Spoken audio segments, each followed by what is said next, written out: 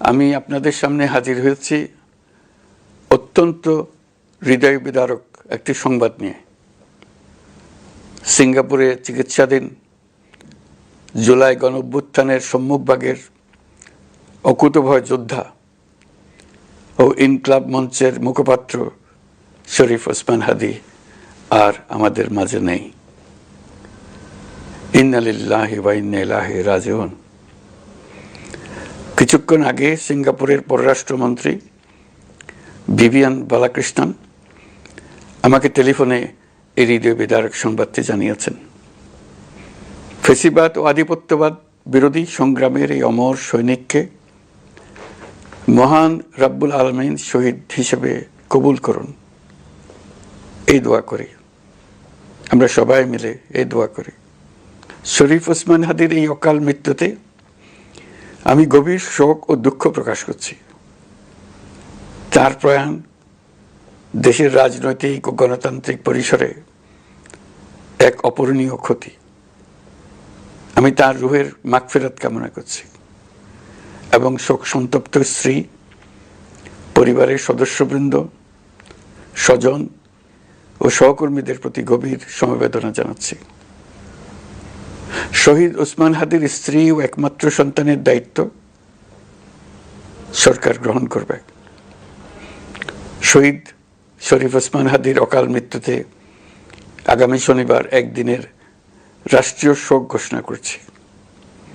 এই উপলক্ষে শনিবার দেশের সব সরকারি, আধা সরকারি, স্বায়ত্তশাসিত প্রতিষ্ঠান, শিক্ষা প্রতিষ্ঠান সহ সরকারি বেসরকারি ভবন এবং বিদেশে বাংলাদেশ মিশনগুলোতে জাতীয় পতাকা অর্ধনমিত থাকবে। একই সাথে আগামীকাল শুক্রবার বাদ জুমা দেশের প্রতিটি মসজিদে শহীদ ওসমান হাদীর রুহের মাগফিরাত কামনায় বিশেষ দোয়া ও মোনাজাতের আয়োজন করা হবে। আপনারা তাতে শরীক হন। অন্যান্য ধর্মের উপাসনালয়গুলোতেও আয়োজন হবে বিশেষ প্রার্থনার। আমি বিশেষ কৃতজ্ঞতা জানাই সিঙ্গাপুর সরকারের প্রতি। তারা হাদীর চিকিৎসা অত্যন্ত আন্তরিকতা ও পেশাদারিত্ব দেখিয়েছেন। বিশেষ করে সিঙ্গাপুরের পররাষ্ট্রমন্ত্রী ভিভিয়ান বালাকৃষ্ণন, যিনি একই সঙ্গে একজন বিশিষ্ট চিকিৎসক, তার প্রতিও তিনি নিজে হাদীর পরিচর্যা করেছেন, আমাকে নিয়মিত চিকিৎসা সম্পর্কে খোঁজখবর দিয়েছেন। এই নৃশংস হত্যাকাণ্ডের সঙ্গে জড়িত সকল অপরাধীকে দ্রুত আইনের আওতায় আনা হবে এবং তাদের বিরুদ্ধে সর্বোচ্চ শাস্তি নিশ্চিত করা হবে। এই বিষয়ে কোনো ধরনের শৈথিল্য দেখানো হবে না। বিপ্লবী রক্তে উজ্জীবিত এই তরুণ নেতা ওসমান হাদী ছিলেন প্রতিবাদের অনন্য প্রতীক। তার কর্মের মধ্য দিয়ে তিনি শুধু প্রতিবাদ নয়, দেশপ্রেম, ধৈর্য ও দৃঢ়তার অনন্য দৃষ্টান্ত রেখে গেছেন। আমি দেশের সকল নাগরিকের প্রতি আন্তরিক আহ্বান জানাচ্ছি, আপনারা ধৈর্য ও সংযম বজায় রাখুন।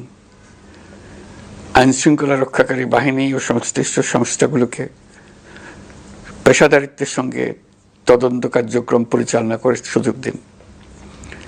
রাষ্ট্র আইনের শাসন প্রতিষ্ঠায় সম্পূর্ণরূপে প্রতিশ্রুতিবদ্ধ। আমি আবারও স্পষ্টভাবে বলতে চাই, ওসমান হাদী ছিলেন পরাজিত শক্তি ফ্যাসিস্ট সন্ত্রাসীদের শত্রু। তার কণ্ঠ স্তব্ধ করে বিপ্লবীদের ভয় দেখানোর অপচেষ্টা সম্পূর্ণভাবে ব্যর্থ করে দেন। ভয়, সন্ত্রাস কিংবা রক্তপাতের মাধ্যমে এদেশের গণতান্ত্রিক অগ্রযাত্রা কেউ থামাতে পারবে না। আমরা এখন গণতান্ত্রিক উত্তরণের চূড়ান্ত পর্যায়ে উপনীত হয়েছি। শহীদ হাদী ছিলেন এই প্রক্রিয়ার অবিচ্ছেদ্য অংশ।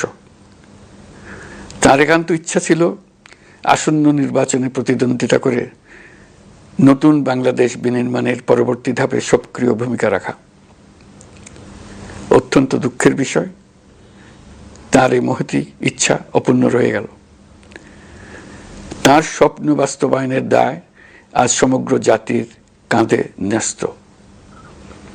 আগামী দিনগুলোতে আমাদের সবাইকে ধৈর্য, সংযম, সাহস ও দূরদর্শিতার সঙ্গে এগিয়ে যেতে হবে, যাতে নির্বাচন ও গণতন্ত্রের শত্রু ফ্যাসিস্ট সন্ত্রাসী অপশক্তিকে চূড়ান্তভাবে পরাজিত করা যায়। এই শোকের মুহূর্তে আসুন আমরা শহীদ শরীফ ওসমান হাদির আদর্শ ও ত্যাগকে শক্তিতে পরিণত করি,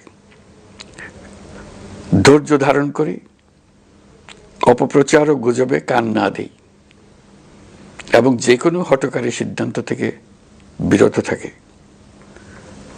যারা দেশকে অস্থিতিশীল করতে চান